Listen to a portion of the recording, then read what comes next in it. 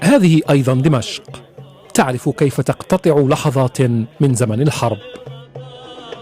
إنه مهرجان لإحياء قطاع السياحة السورية الذي أصابته الحرب في مقتل. أرقام رسمية سورية قدرت خسائر القطاع ب1.5 مليار دولار منذ بدأت الحرب قبل 2.5 عام. هذا هو وزير السياحة السوري بشر رياض اليازجي يتجول في معرض يراد له أن يقدم للعالم صورة عن بلد تسير فيه الأمور اعتياديا رغم الحرب.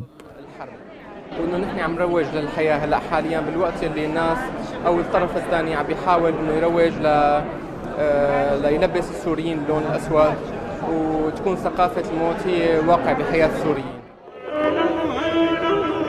الترويج للحياة يتم مثلا بهذا الكلاشنيكوف الذي تحول بين أنامل هذا الفنان إلى آلة موسيقية. وهي الآلة حولناها من آلة شر لآلة خير، من آلة زهق روح لآلة إحياء روح، وهي الموسيقى يعني.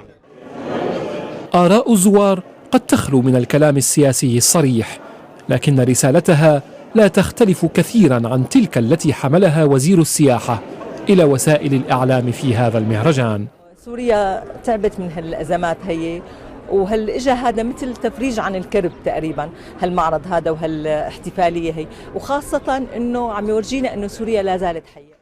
هناك أيضا في المهرجان الإسلام الصوفي الذي قال مقرب كبير للرئيس بشار الأسد إنه البديل السوري لما سماه إسلاما سلفيا وهابيا غزا بلاده.